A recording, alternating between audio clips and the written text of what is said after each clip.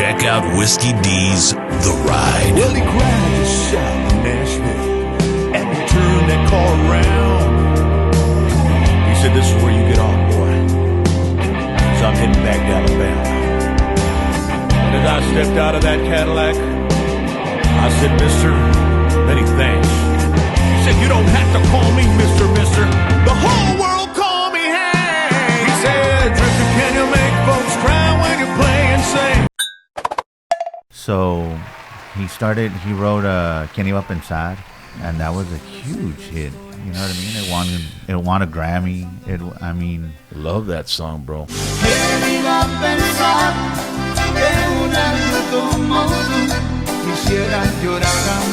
What was it like going into the studio for the first time without Joe Lopez for him, bro? So he had to sing now. Yes. So the first album, we recorded it at Pro Sound with Chewy and McAllen. And it was nerve-wracking. You know what I mean? Yeah. Porque all this time he was used to sitting there and just producing the album. Ahorita va a llegar el cantante y órale. I was told that he would do the ghost vocals for Joe, and Joe would just go in and repeat, or remedaba lo que hacía Jimmy en el studio cantando. You got good connections. Te digo, yo ponía con mucha gente, bro, me dieron mucha noticia, and I was taking notes, ¿verdad?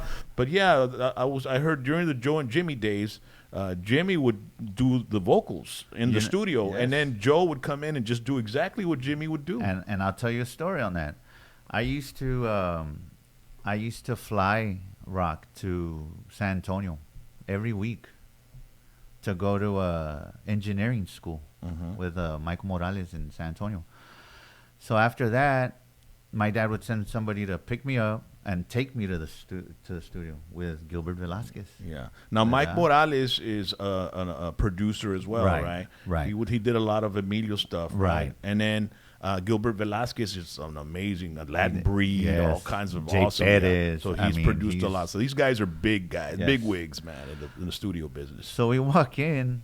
And I sit down in the control room. Ita Jerry de la Rosa, I don't know if you ever met him. Keyboardist from Eagle Pass. That guy, monster. Yeah, yep. Eagle Pass, man. De ahí salen, no, esos vatos. El agua. Ya sé. Brando, there, Jerry. Homer, yeah.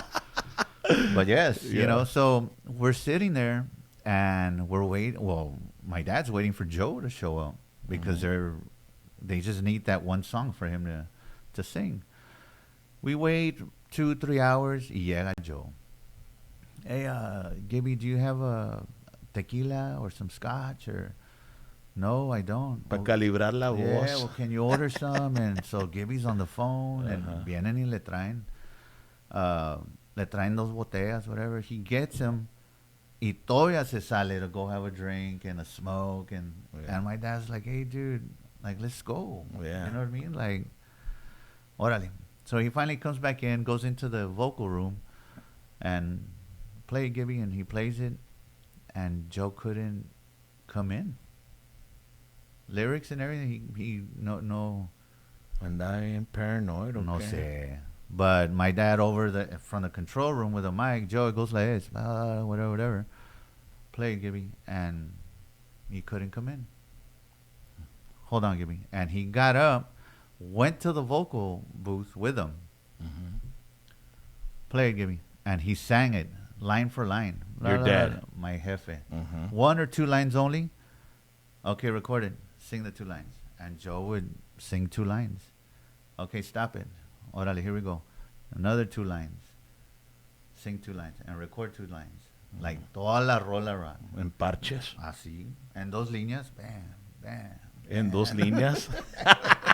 Cálmate, carnal.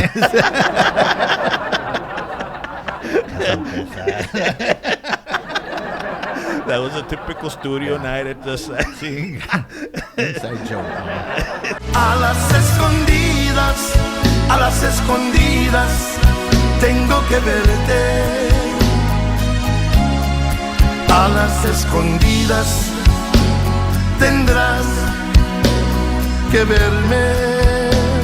We'll so leave then it at that. se metieron al estudio y grabaron con Freddie Records, ¿verdad? Freddie gave you guys the first contract for the first album? Yes. They were the only ones that were like, "Órale, we'll give you a shot, Jimmy." That was we recorded the first album here in McAllen, and then the second album we recorded it there at Freddie Records.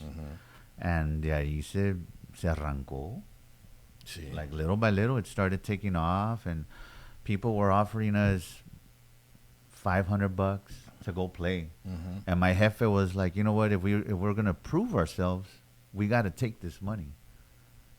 So we would go for $500, for $600, because promoters were like, "Well, you don't have the front man, Joe Lopez. so how do you expect us to pay you $2,000, $3,000, $4,000? Like it's not gonna happen." Bueno, órale, let's do it.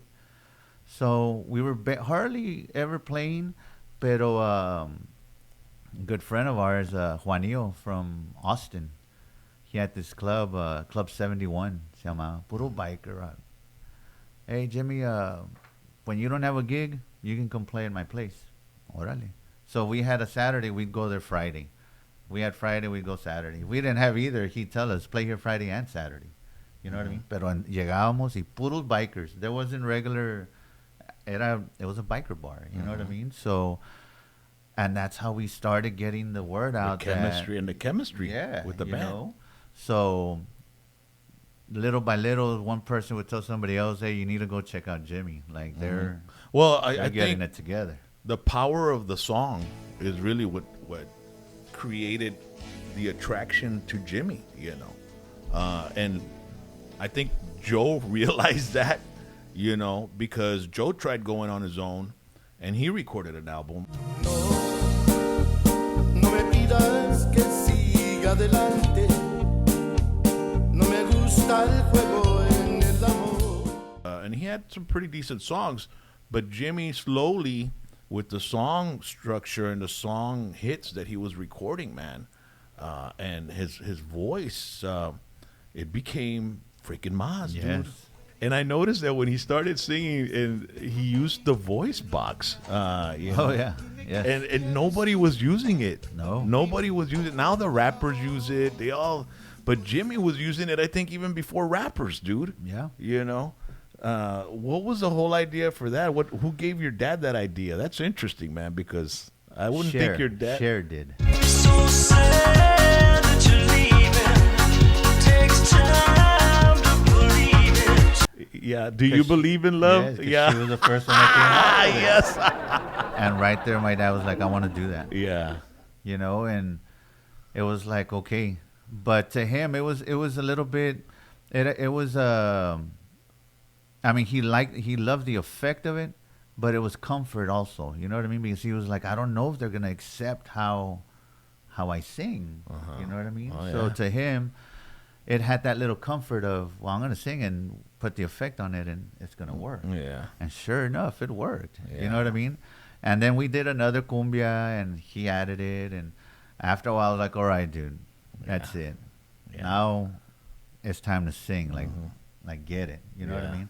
And that worked just as well, you know. So it was like a stepping stone. yes, That effect, it kind of gave him, I guess, the comfort of being able to just put his vocals down in the studio, because it's Right. very interesting in the studio. When you're recording in the studio, te pesca todo, carnal. Everything. Estás desafinado, and I think that machine gave him a little comfort that Yes. it might tune him in, because it's like calling auto tuner or something like that, right? That's what it's Right. called. And so then he got out of that, man, right? Yes. Little by Yes, he little. got out of it, and then it was Yeah. puros home runs.